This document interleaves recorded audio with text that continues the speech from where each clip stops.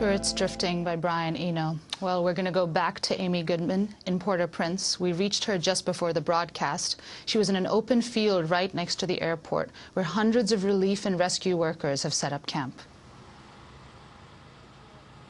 I'm standing here near the airport in Port-au-Prince. I can't exactly say my feet are firmly planted in the ground because this morning, just about 6 o'clock, here in Port-au-Prince, we were in our room and just getting ready to leave for this broadcast. And the earth started to tremble. The floor, the walls, you feel the shake.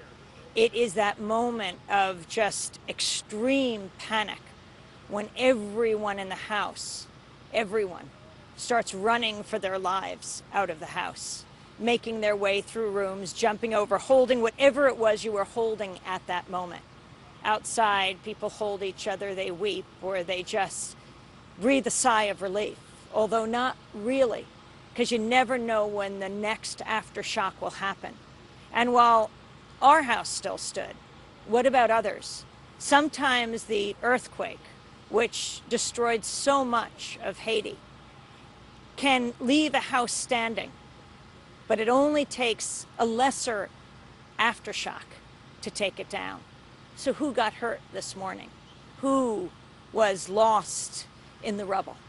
These are the questions we have every day. And as we walk down the streets of Port-au-Prince, seeing the bodies, the smell, the stench of death everywhere. Yesterday, the piece that we just brought you, the hospital. Across the street, the main pharmacy, where patients, where doctors go to get their drugs, is pancaked, is total rubble, and it was many floors. People were standing by. The way you know perhaps where bodies are buried, a pharmacist, a doctor, a nurse, a patient who'd come over, a customer, is you see the flies swarming over areas. There was a man laying on the street just across from the general hospital. And then when we looked carefully in the rubble, we could see another's head, and we could see the fingers that curling over a board as if the person was trying to get out. This is the face of Haiti. But right now, we're joined by Kim Ives. We've been traveling together.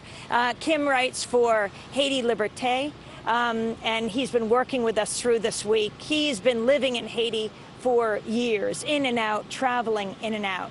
Kim, I can't say welcome to Democracy Now! Since you've been with us all through this trip, but welcome to the broadcast of Democracy Now! Thanks, Amy.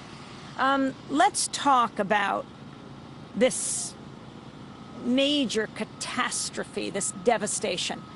Now, of course, it's a natural catastrophe, but can you talk about how this catastrophe fits into Haiti? The level of destruction we're seeing today is not just about nature. No, not at all. In fact, this earthquake was preceded by a political and economic earthquake with an epicenter 2,000 miles north of here in Washington, D.C., over the past 24 years.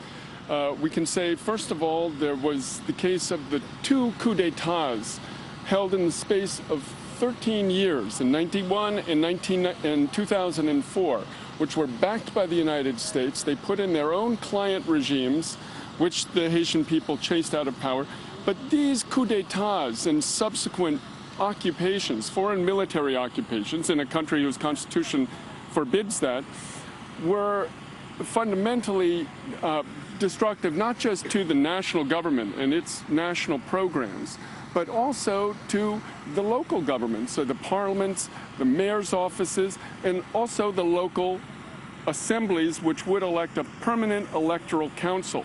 That permanent electoral council has never been made. It's a provisional, and hence Preval, and just before the earthquake, was running roughshod over popular democracy by putting his own electoral council in place, provisional, and they were bringing him and his party to domination of the political scene. And just to be clear, when you talk about the two coups, the one in 1991, the one in 2004, both of them were the led to the ouster of President Jean-Bertrand Aristide. Correct. And you talked about U.S. involvement with those.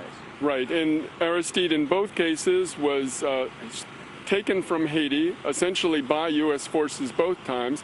The first time he ended up spending it in Washington, but now he's presently in South Africa, where he's been for these past 6 years. But along with these political earthquakes carried out by Washington were the economic earthquakes.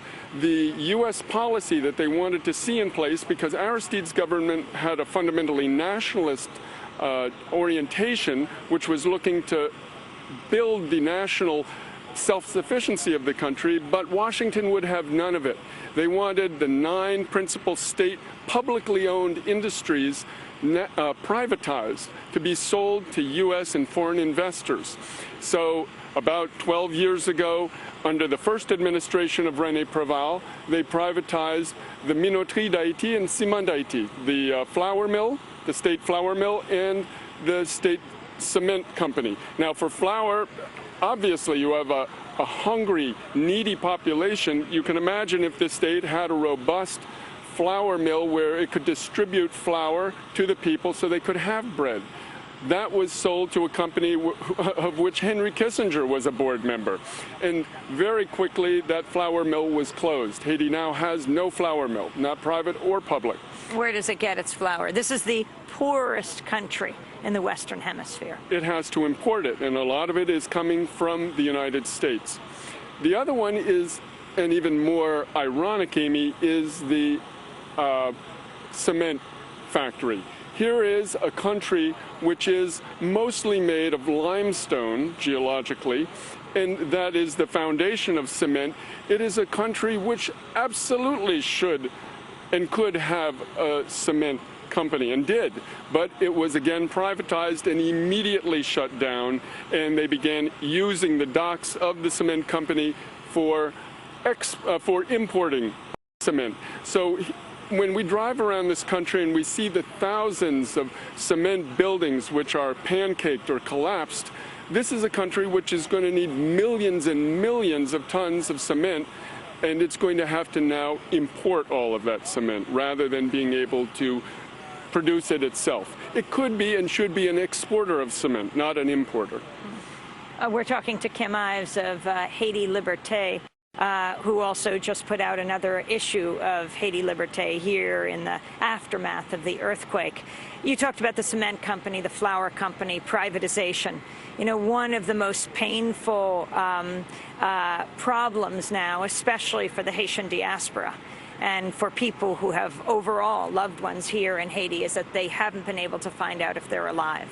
Right. They haven't been able to communicate with them. And right. This goes to the telephone company. Exactly. Teleco was the crown jewel of the Haitian state industries.